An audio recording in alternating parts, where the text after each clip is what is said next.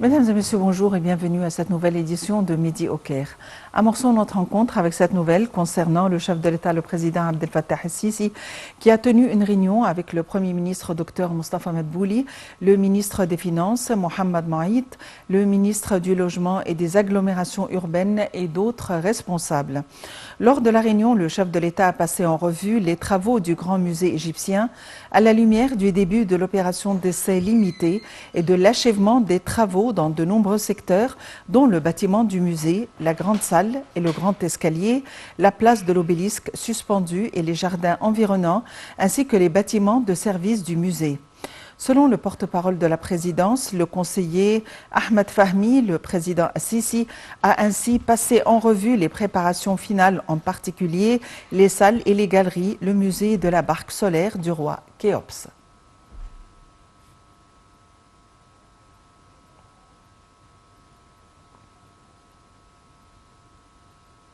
Et pour nous donner plus d'éclaircissements, nous avons le plaisir d'avoir en ligne M. Simon Sayer, guide touristique. Monsieur Simon Sayer, bonjour et bienvenue avec nous. Bonjour. Monsieur Simon Sayer, le chef de l'État, a passé en revue les travaux du Grand Musée égyptien à la lumière du début de l'opération d'essai limité et de l'achèvement des travaux dans de nombreux secteurs. On aimerait jeter la lumière sur les travaux ayant été achevés et dans quelle mesure le musée est prêt à l'inauguration. Alors, effectivement, les travaux s'approchent de la finition et on s'approche de l'inauguration. Et l'État veut bien confirmer que tout est bon. Ça veut dire, du premier jour de la grande ouverture, la perfection va avoir lieu, car la réputation de ce musée va y être avec son ouverture pour nous rapporter un grand chiffre d'affaires et d'un grand nombre de touristes, vu que la zone elle est attachée aux pyramides, avec les grands travaux aussi bien qui s'effectuent aux pyramides. Ça veut dire qu'on a la barque du roi, ou bien le bateau du roi Khéops, qui a été transféré de la pyramide de Khéops vers le grand musée, et cette unité entre le roi, le musée, ce qui veut dire une inauguration de perfection et un fonctionnement qui doit être parfait, sachant qu'on a réalisé un musée qu'aujourd'hui, beaucoup de monde désire le voir, avec un sentiment qu'il donne une énergie pharaonique. Ça veut dire les noms qui ont été marqués de nos souverains, de nos ancêtres, de toutes les dynasties, sur les parois de ce musée en hiéroglyphe, donnent le sentiment que quand on rentre dans ce musée, on rentre dans l'histoire. Ce qui veut dire que quand on rentre dans le grand hall et qu'on voit Ramsès II et qu'on voit la barque de Khéops et qu'on voit les noms des pharaons avec l'obélisque, on rentre dans la civilisation égyptienne glorieuse et on rentre aussi bien dans les merveilles de l'Antiquité. L'Égypte, elle a placé dans ce musée des merveilles. À vrai dire, si Hérodote il allait visiter et voir ces merveilles en Égypte qui ont été ramenées au musée du Caire, elle allait remplacer les autres merveilles qui sont à l'extérieur du pays. Le grand musée du Caire, c'est un bijou que l'Égypte est en train d'achever et on a beaucoup amélioré par rapport au plan initial, d'une façon qu'on présente au monde entier le plus grand musée de l'univers qui en parle d'une seule civilisation, conservant deux identités. La première, c'est l'ordre chronologique de l'histoire, et la deuxième, les collections de l'Égypte ancienne.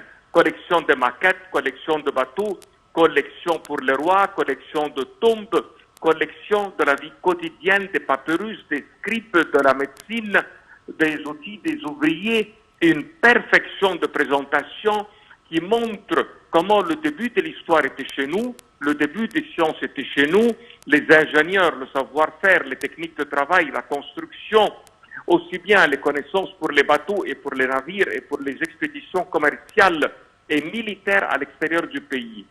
Ce musée, le président est en train de le suivre car il va nous rapporter une nouvelle phase.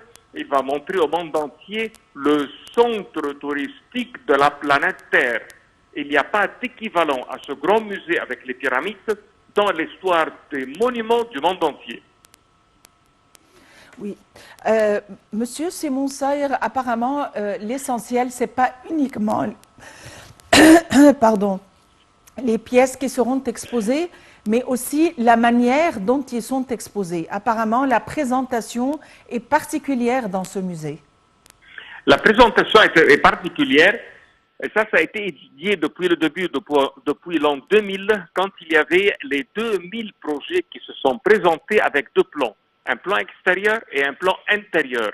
Ce qui veut dire que quand il y a eu l'équipe entre UNESCO et le ministère de l'Antiquité pour en choisir un des plans, on a limité les 2000 à 50 et on les a présentés à ce comité pour en choisir la meilleure façon pour l'intérieur aussi bien l'extérieur. À vrai dire, ce musée, quand il a été choisi parmi les 50 projets qui se sont présentés, il était plutôt pour son plan intérieur qu'extérieur, car de l'extérieur, ce n'était pas le plus beau, mais pour l'intérieur, il était le parfait. Et d'ici, l'Égypte a préféré une présentation pour les gens qui viennent visiter qu'un schéma extérieur. Il est bien de l'extérieur, mais c'est vrai que l'intérieur, avec l'ordre, avec la luminosité, parmi les choses qui ont été bien choisies, c'est une lumière froide pour conserver les couleurs et la pierre elle-même. Plus qu'on a réalisé à l'intérieur un centre pour suivre chaque pièce concernant les tremblements de terre, concernant la salinité de la roche, tous les détails vont être suivis. Ce qui veut dire que la mise en valeur, elle est au top. Oui, il y a aussi des salles de restauration, n'est-ce pas, pour restaurer les pièces et pour faire les recherches. Bien sûr, on a réalisé dans le Grand Caire 2 centres de recherche, aussi bien de restauration, un concernant les momies dans le musée de la civilisation et le deuxième, c'est celui du musée du Caire. Et la raison pour cela que ça a été réalisé dans le GEM, c'est que quand on a transféré les statues et les pièces du musée du Caire, il n'avait pas un centre de restauration digne à la hauteur et à la grandeur des pièces. Aussi bien que le transfert des pièces de l'intérieur du musée vers l'extérieur pour qu'il y ait des travaux de restauration, mais il n'est pas seulement coûteux, mais il est très dangereux. Et là, pour assurer la perfection, non, on ne peut pas. Et de là que ça a été dans le plan initial que toute pièce soit travaillée à l'intérieur du musée au cas où qu'elle a besoin d'être restaurée. Et parmi les choses que le monde doit connaître, c'est que quand on restaure les pièces et on remplit les creux et on injecte les liquides pour fortifier, pour solidifier, en principe, elles n'ont pas une durée de vie qui dépasse les 5 ans. Et de là que la restauration est un phénomène permanent et répétitif, surtout qu'on y croit toujours qu'il y ait une amélioration dans le matériel découvert concernant la restauration. Et d'ici qu'on n'utilise jamais un matériel permanent, c'est toujours un matériel temporaire. D'une façon que dans les 5 ans, on peut le démonter, remonter les nouvelles découvertes et la nouvelle technologie et le nouveau savoir dans la matière qui va nous conserver la pièce pour le plus longtemps possible. Et d'ici l'importance de la formation de ces hommes, des hommes et de la matière, et on a réalisé à l'intérieur de la faculté des monuments un secteur spécial pour les restaurateurs pour apprendre ce métier, aussi bien qu'on a des Européens qui travaillent avec nous, qu'on a des centres de recherche qu'on travaille avec et qu'on a un développement pour la matière première et des grandes études d'une façon que nos pièces soient toujours au top sommet. Monsieur Simon Sayer, vous êtes guide touristique. Merci d'avoir été avec nous. Nous poursuivons notre rencontre avec cette nouvelle concernant le Premier ministre, Dr Mostafa Madbouli, qui a assuré sur l'importance de s'approvisionner des aliments, des volailles, afin de faire baisser leur prix et accroître la production nationale des poulets et des œufs. Monsieur Madbouli s'exprimait lors d'une réunion avec le gouverneur de la Banque centrale et le ministre de l'Agriculture. Également, Madbouli a tenu une réunion pour étudier les efforts déployés pour développer la compagnie Egypt Air et les plans à venir de la compagnie. Le point. Le Premier ministre, Dr Mostafa Madbouli, a assuré l'importance de s'approvisionner en aliments de volailles afin de faire baisser leur prix et accroître la production nationale des poulets et des œufs. M. Madbouli s'exprimait lors d'une réunion avec le gouverneur de la Banque centrale et le ministre de l'Agriculture afin de suivre la disponibilité des aliments de volaille, du maïs jaune et du soya dans le marché national. Il est à noter que le secteur bancaire entreprend des mesures rapides afin de fournir les devises étrangères nécessaires pour augmenter la qualité des aliments des volailles sur les marchés. Il s'agit aussi de débloquer des cargaisons de maïs jaune et de soya afin de permettre de suivre le cycle de la production des volailles et d'éviter toute interruption. Également, M. Madbouli a tenu une réunion pour étudier les efforts déployés pour développer la compagnie égyptaire et les plans à venir de la compagnie. Madbouli a déclaré que l'État tenait à améliorer le tourisme en Égypte sur tous les niveaux, notamment le renforcement de l'intégralité entre les deux secteurs du tourisme et de l'aviation, car l'Égypte jouit d'un nombre d'installations touristiques et culturelles uniques. M. Madbouli a souligné qu'il faut profiter de l'infrastructure des aéroports, d'hôtels et des sites touristiques qui a été fondée et rénovée dans toute la République pendant les années passées et de continuer à mettre en œuvre les plans stratégiques d'Égyptaire afin de réaliser les buts souhaités. Le ministre des Affaires étrangères, Sameh Choukri, a reçu une délégation de la Chambre de commerce américaine au Caire qui a l'intention de visiter la capitale américaine, Washington. Lors de la réunion, Sameh Choukri a étudié les efforts que les institutions de l'État déploient pour renforcer le partenariat égypto-américain, surtout dans les domaines de l'économie et de l'investissement. Le point. Le ministre des Affaires étrangères, Sameh Choukri, a reçu une délégation de la Chambre de commerce américaine au Caire qui a l'intention de visiter la capitale américaine, Washington. Lors de la réunion, M. Choukri a étudié les efforts que les institutions de l'État déploient pour renforcer le partenariat égypto-américain, surtout dans les domaines d'économie et d'investissement. Le porte-parole du ministère des Affaires étrangères a déclaré que, lors de la réunion, les défis dépendant de l'économie mondiale et les efforts que l'État égyptien déploie pour faciliter le cours des investissements étrangers et les chances desquelles le secteur privé américain profite pour investir en Égypte ont été examinés. Également, le ministre des Affaires étrangères a reçu un appel téléphonique de la part de John Kerry, envoyé spécial du président américain pour le climat.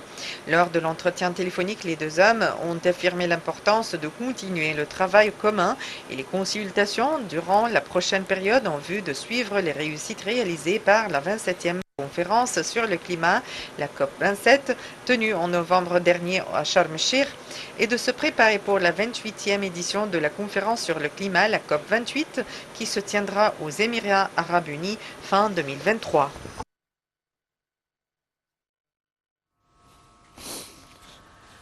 Le chef de la diplomatie, Sameh Choukri, se rend à la capitale grecque, Athènes, pour examiner le développement des relations bilatérales et des dossiers régionaux et internationaux. Au cours de sa visite, M. Choukri aurait une série d'entretiens avec le Premier ministre grec et le ministre grec des Affaires étrangères.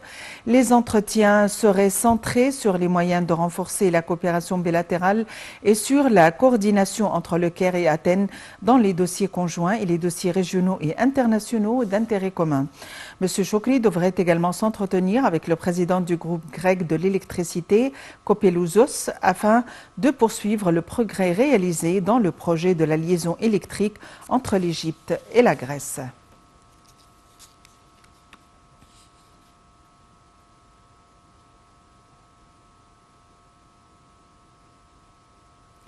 Le général de corps d'armée, Abdelmenam El-Tarras, a prêté serment en tant que membre nommé du Sénat lors de la séance plénière de celui-ci qui s'est tenue hier. Monsieur El-Tarras succède au défunt député Mustafa Kamel qui est décédé en décembre dernier. La mission de Monsieur El-Tarras durera 2 législatures consécutives et doit compléter le mandat de Mustafa Kamel.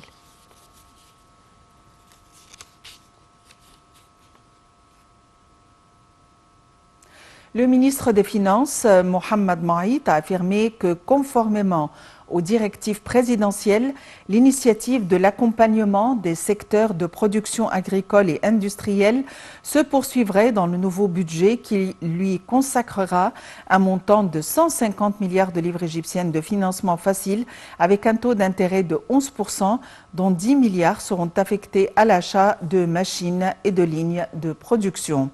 M. Maït a indiqué que le gouvernement continuera à mettre en œuvre cette initiative en dépit de la hausse des taux directeurs de 2%, et ce pour encourager les investisseurs à accroître la production et à réaliser les objectifs stratégiques de l'État qui consistent à renforcer la capacité de production, répondre à la demande locale, réduire les importations et multiplier les exportations pour consolider l'économie nationale.